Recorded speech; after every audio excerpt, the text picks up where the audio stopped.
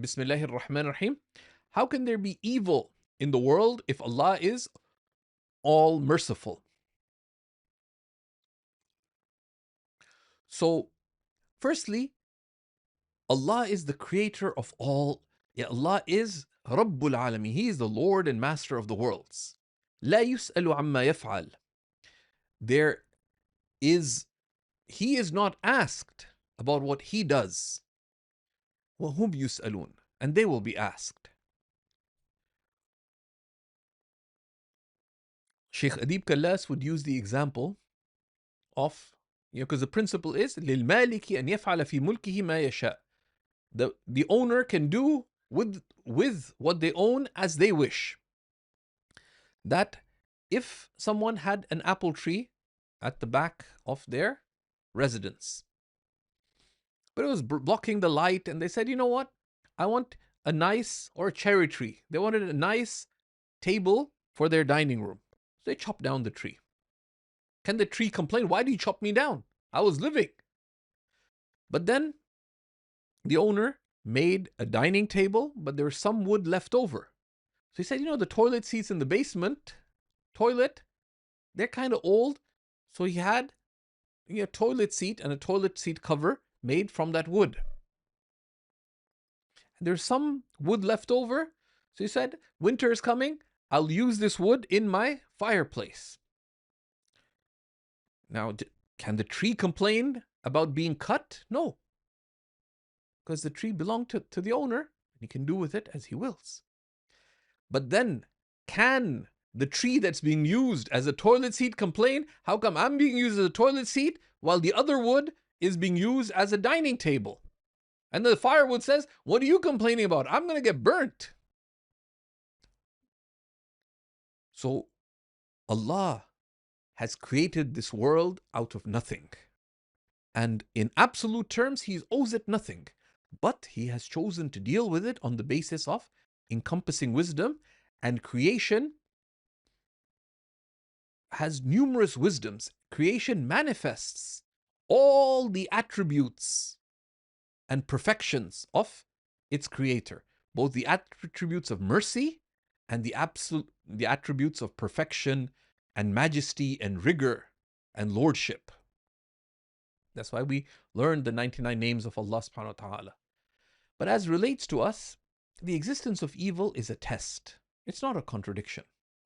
Allah has created this world as an abode of trial, not as a place of reward. We were not created for this world. We were created for the akhirah. And this world, this is simply a bridge to the hereafter. And the hereafter is the home of the believer. And it is where all the outcomes of divine mercy are ultimately manifest. Allah subhanahu wa ta'ala tells us in Surah Al-Mulk, الَّذِي خَلَقَ الْمَوْتَ وَالْحَيَاةَ لِيَبْلُوَكُمْ أَيُّكُمْ أَحْسَنُ عَمَلًا. It is He, Allah, who has created both death and life to try you. Which of you is better in works? So this tells us that part of the wisdom of creation is ibtila, is as a trial, as a test for us, out of a wisdom that Allah has chosen. And what is the test? To see which of us is best in action. How we respond to both the pleasing things, which we call good, and the displeasing things, which we call bad. But Allah subhanahu wa ta'ala also tells us in the Quran, وَرَحْمَتِي وَسِعَتْ كُلَّ شَيْءٍ, in Surah Al-A'raf, the 7th Surah, verse 156, and my mercy encompasses all existent things. And my mercy encompasses all existent things. Firstly, because anything that comes into existence, it's mercy for it to exist as opposed to not existing. But then there is the potential of mercy if for human beings and those morally responsible, if we respond to whatever Allah sends us in accordance with the good pleasure of Allah. So whether that thing was pleasing or displeasing, if we respond to it in accordance with the command of Allah, then it becomes mercy for us. You experienced loss, but you responded with faith, contentment, steadfastness, reliance upon Allah, gratitude for your blessing, resolve to not say or do anything displeasing to Allah. You experienced loss, but it'll be a means of reward. Of course, in worldly terms, contentment in the heart, but reward in the hereafter and raising in ranks. So it's not a bad matter, but a matter of great consequence. So the ulama explain, as Shaykh Nuh Keller does in a very important article that we have at Seeker's Guidance called Suffering and Divine Wisdom, that the divine name, the most merciful, denotes the reach of divine mercy into everything in existence, both in this world and the next, by bringing it out from the nothingness of non-being to the perfection of being in temporal being. Existing is a mercy. But beyond that,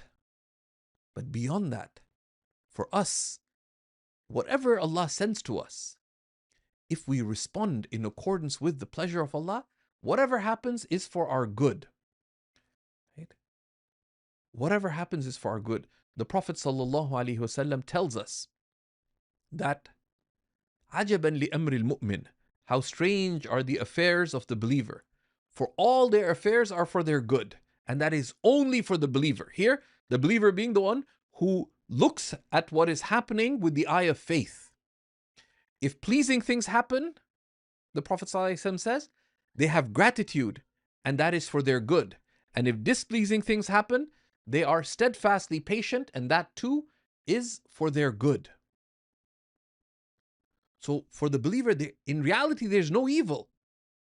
Insofar as if I respond to whatever moment I am in, pleasing or displeasing, of good or of bad, according to the pleasure of Allah, my moment is perfect. My moment is perfect. So, but we feel pain because we are weak beings. And the wisdom of pain is to turn to Allah. Ibn Ata'illah Secondary says, لِيُخَفِّفْ عَنْكَ أَلَمَ الْبَلَاءِ عِلْمُكَ أَنَّهُ هُوَ مُبْلِيكَ. Let it diminish the pain of your tribulations to know that it is He, Allah, who is trying you.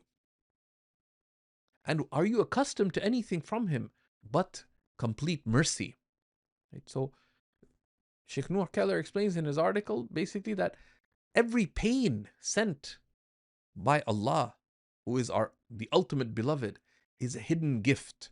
His own teacher, Shaykh Abdurrahman al-Shaghuri, when asked in a state of intense ailment, close to his final years, that how are you?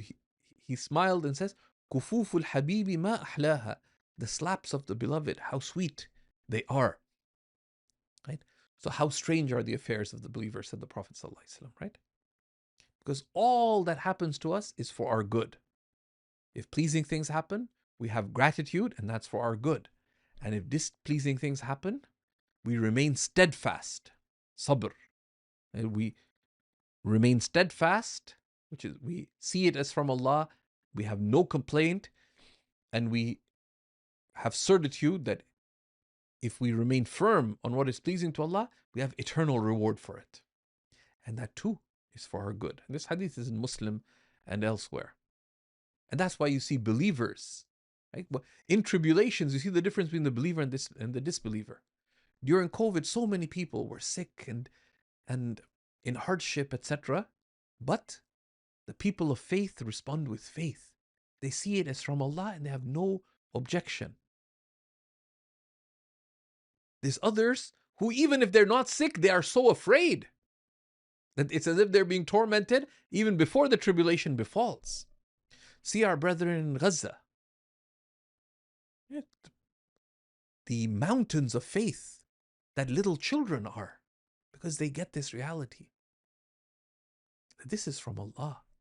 And as one of the great Imams of Islam said, that if the light of faith truly shined in our hearts, we'd see the hereafter as being so real that we would not feel the need to travel to it. Because it's haqq, it's real. And that is the real life. This life is just fleeting, like the blinking of an eye. So may Allah subhanahu wa ta'ala grant us to see with faith that every moment is a moment of mercy, is a moment to have gratitude, a moment of love.